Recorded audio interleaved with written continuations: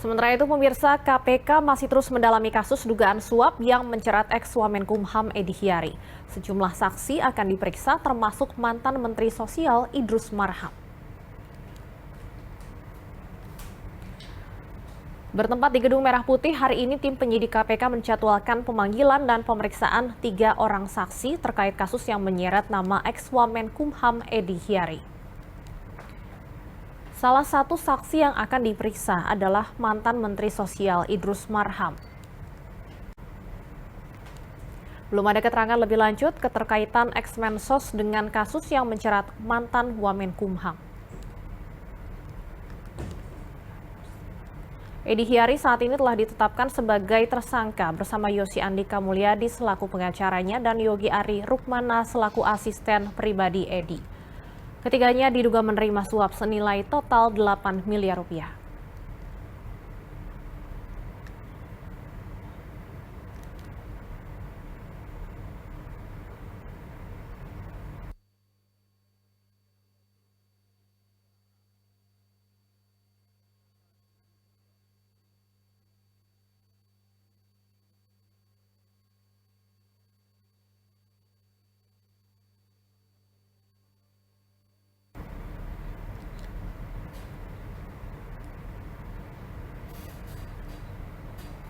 Sebelumnya, pemirsa, Komisi Pemberantasan Korupsi menetapkan mantan Wamenkumham Edi Hiari sebagai tersangka kasus gratifikasi.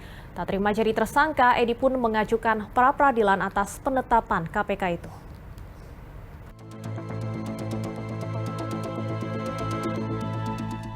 Mantan Wamenkumham Edi Hiari ditetapkan sebagai tersangka kasus suap dan gratifikasi oleh Komisi Pemberantasan Korupsi. KPK menyebut Edi Hiari menerima suap senilai 8 miliar rupiah. Suap tersebut diduga berasal dari mantan Direktur Utama PT Citra Lampia Mandiri, Helmut Hermawan. Uang tersebut diduga merupakan imbalan konsultasi hukum dan untuk menghentikan kasus yang dialami oleh Helmut Hermawan. KPK mengungkapkan bahwa Edi menjanjikan kasus yang ditangani di Bareskrim tersebut disetop. Atas penetapan dirinya sebagai tersangka, Edi pun mengajukan pra-peradilan. Meski sempat mencabut gugatan pra-peradilannya, Edi Hiari akhirnya kembali menggugat status tersangkanya. Tim Liputan BTV. Informasi selengkapnya kita bergabung dengan jurnalis BTV Aulia Rahman dari Gedung KPK Jakarta. Aulia, apakah Idrus Marham sudah tiba di Gedung KPK dan apa keterkaitan mantan Menteri Sosial tersebut dengan kasus dugaan suap yang menjerat ex-Wamenkumham Edi Hiari? Ya, baik Stefani dan juga pemirsa BTV, dapat kami sampaikan bahwa memang benar dalam rangka proses penyidikan kasus dugaan korupsi di Kementerian Hukum dan HAM ini betul bahwa KPK menjadwalkan pemanggilan terhadap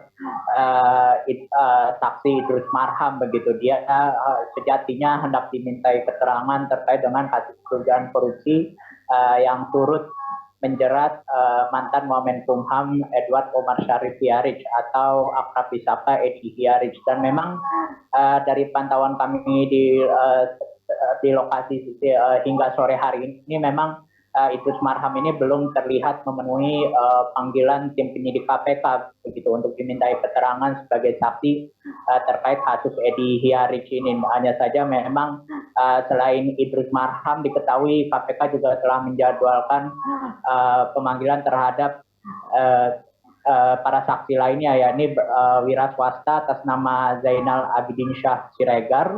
Selain itu juga ada staf legal dari PT CLM atas nama Andinisa begitu. Dan memang dari KPK meyakini bahwa maksud kami menilai bahwa keterangan Idrus Marham dan para saksi yang sejatinya dipanggil oleh tim penyidik KPK ini dapat membuat terang kasus dugaan korupsi yang turut menjerat Edi Hiaric ini. Dan memang di lain sisi dari pihak KPK juga belum membeberkan begitu apa sejatinya yang sebetulnya yang hendak didalami lewat pemanggilan Idrus Marham ini. Berikut juga detail keterkaitan antara sosok Idrus Marham serta kasus Edi Hiaric ini. Dan memang KPK sejatinya juga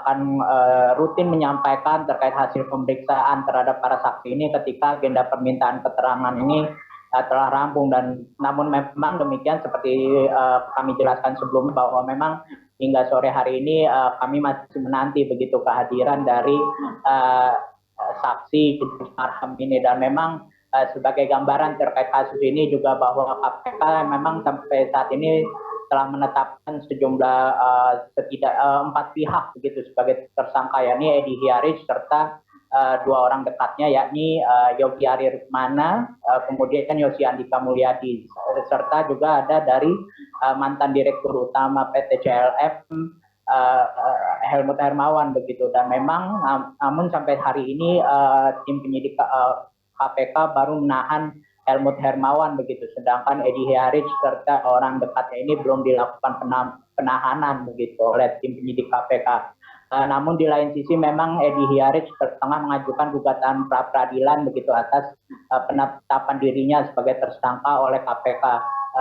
Memang dari kubu Edi Hiaric meminta agar status tersangkanya ini dibatalkan begitu. Sementara di lain sisi memang dari pihak KPK juga meyakini bahwa KPK telah memiliki bukti permulaan cukup untuk menetapkan sejumlah pihak termasuk Edi Hiaric sebagai tersangka, dan oleh karena itu dari pihak KPK juga tetap meminta agar status tersangka dari Edi Hiaric ini tetap sah begitu oleh oleh hakim tunggal pra peradilan yang kini gugatan pra peradilannya tengah diproses oleh hakim Pengadilan Negeri Jakarta Selatan. Stephanie.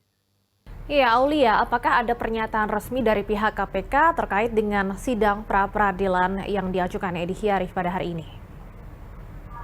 Ya, memang dalam rangkaian pra-peradilan ini KPK juga telah menyatakan siap begitu untuk menghadapi pra-peradilan yang diajukan oleh Edi Hiaric begitu, dan memang KPK meyakini telah memiliki bukti permulaan yang cukup begitu untuk menetapkan sejumlah pihak sebagai tersangka termasuk Edi Hiaric. Selain itu juga dari pihak KPK juga telah meyakini bahwa penetapan tersangka dalam kasus ini telah sesuai dengan prosedur hukum yang berlaku begitu, tidak ada ketentuan tidak ada langkah-langkah yang menyalahi ketentuan begitu. Sementara memang di lain sisi dari kubu Edi Hiaric ini meminta agar hakim tunggal pra peradilan PN Jaksel ini untuk menolak begitu, untuk menyatakan bahwa status tersangka terhadap Edi Hiaric ini oleh KPK dinyatakan tidak sah begitu. Stephanie. Baik, terima kasih Aulia Rahman melaporkan langsung dari Gedung KPK Jakarta. Selamat bertugas kembali.